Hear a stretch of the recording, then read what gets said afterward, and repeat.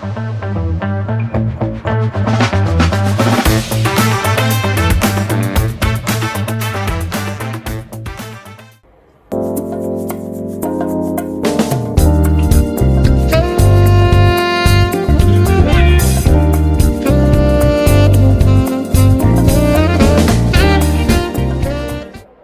my loves. Welcome to the Keeping It Curly Diaries. My name is Allie. Y'all, all 2025, this is how we're going to retain length, but we're actually going to enjoy the process so we don't get overwhelmed and want to just stop, because we all know how it is.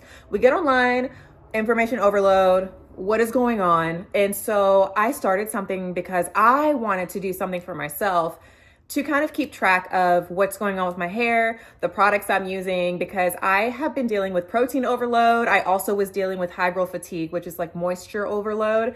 And there were things that I was doing that I didn't realize was impacting my hair. So I started keeping track and I was like, I found the culprit. So I started a hair journal, and it's just like it's a normal journal. Okay. It's a Moleskine one.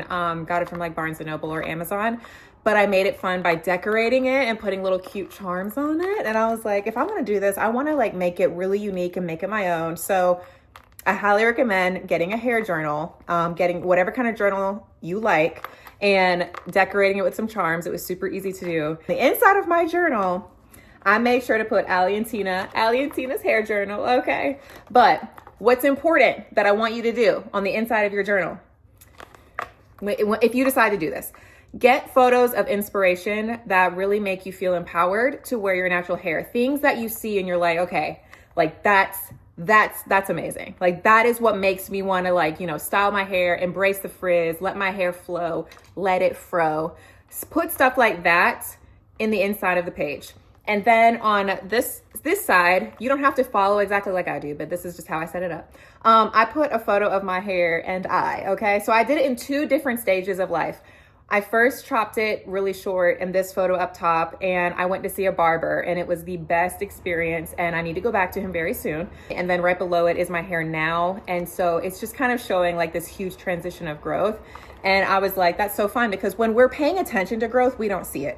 We look at ourselves every day in the mirror and we're like, my hair is not growing. Like you try to like length checks. I don't do, because I really do feel like it ruins embracing your hair at each phase. And so I was at a point where I didn't even pay attention. And all of a sudden I didn't realize like, wow, my hair had grown a lot. And at this stage, when my hair was in like a baby fro, I'm telling you right now, first of all, I miss it. I miss it so much.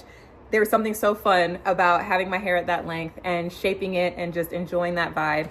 But my focus at that time was the health and integrity of my hair.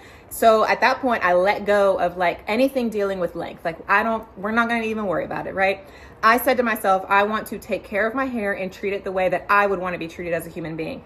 And that's when things started to change. So on the next page, I also have my Rockin' My Fro at my master's graduation, and I ended up getting it's called the Grad Cap Remix, and I ended up getting that like a device, and then you can go ahead and like snap on your cap for graduation to the device, and you just slip it on. It's like a little headband, and it worked out perfectly.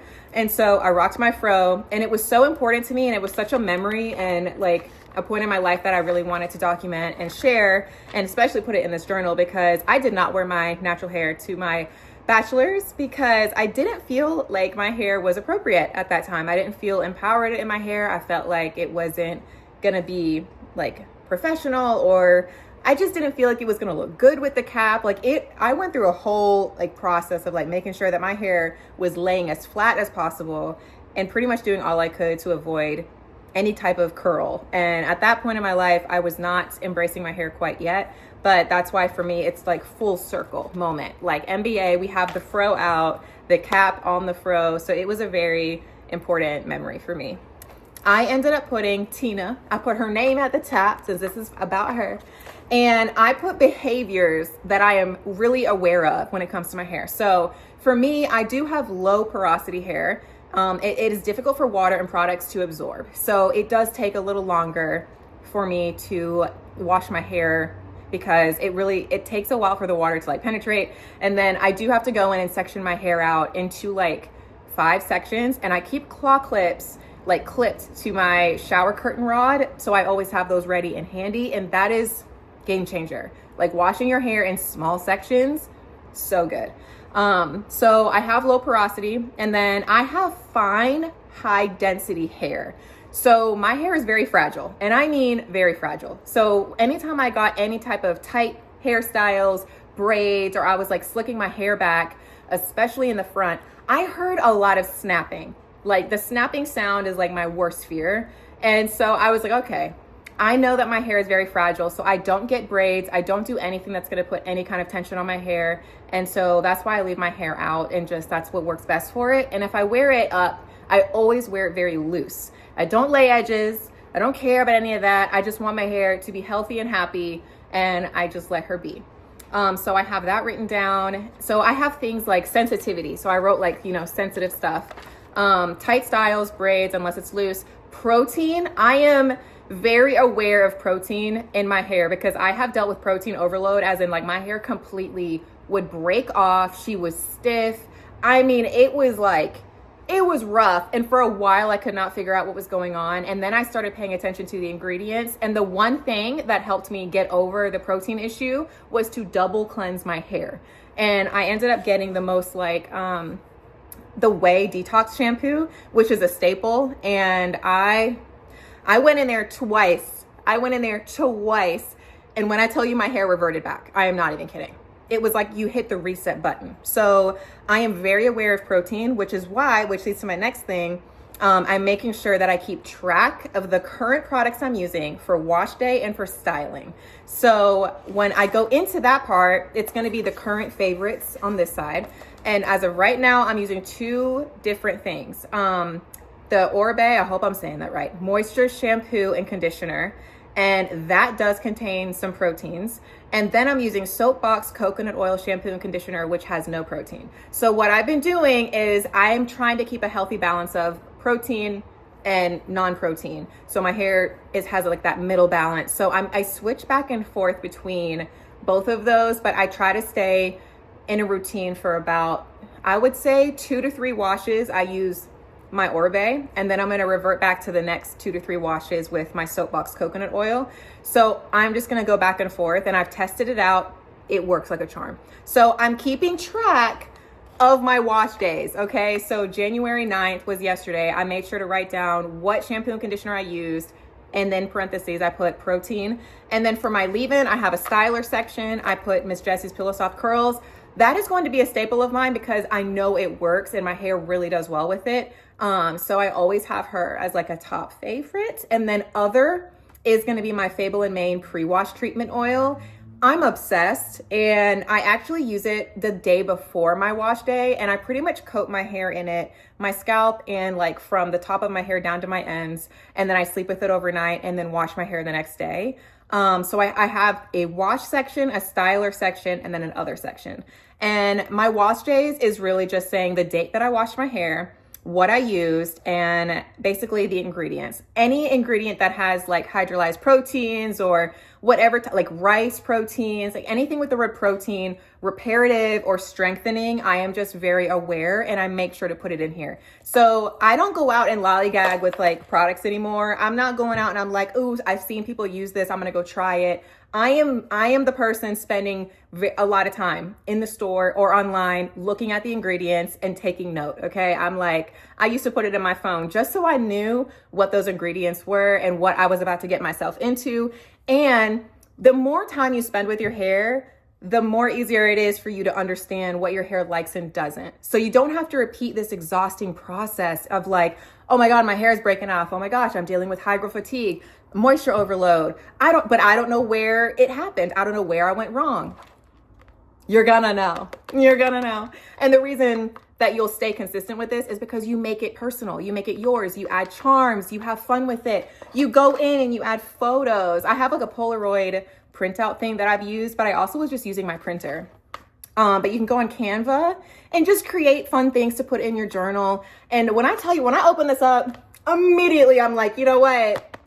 A whole mood. It just puts you in a good vibe. So you get to have fun with it. You make it yours and you stay consistent, and it doesn't have to be perfect. Just have fun with it. Like add some photos, add thoughts of the day, you know, add how you're feeling when it comes to your natural hair, add your frustrations, be honest and open in it. And it's just a safe space for you to pretty much talk about what's going on in your brain, what's going on with your hair, the relationship with your hair. If you haven't figured out a name yet, you can jot down some names and just like spend time with it. I'm telling you, it's a good time. So anyway, I'm telling you right now, this is how you're going to change. This is how you're going to change the game. Okay.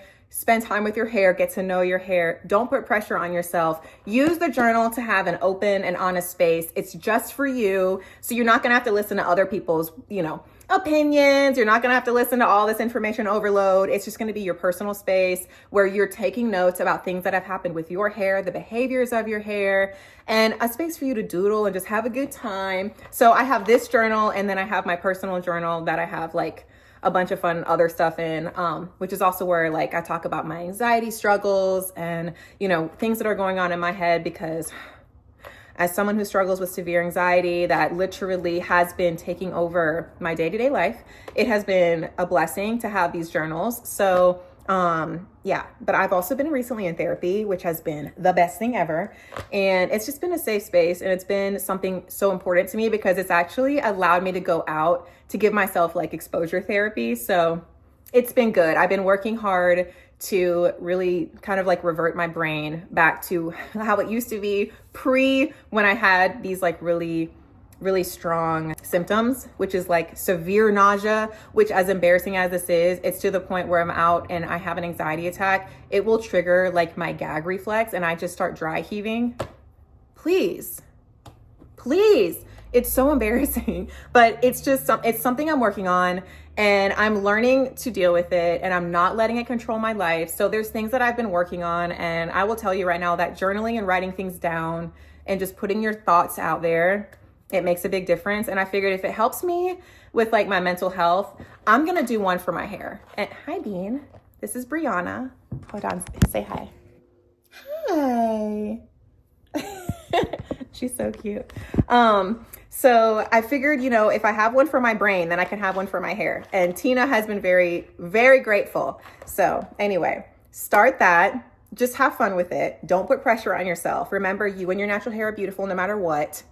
No matter the length, no matter the texture, and remind yourself that comparison is indeed the thief of joy. So please, when you get online, please do not start to compare yourself, because I am telling you right now, you look in the mirror, you are the standard, period. You are the standard. Write it down, put it in your hair journal. Yes, ma'am. Okay. So anyway, with that being said, I will see you guys very soon in my next video. And I love y'all. I miss you already. Take care of yourself, take care of your hair, and remind yourself to give yourself grace, give yourself patience, and to allow yourself to feel all the feels. You are allowed to feel everything in this world without being judged. So take care of you. You matter. And I'll see you guys very soon. Bye.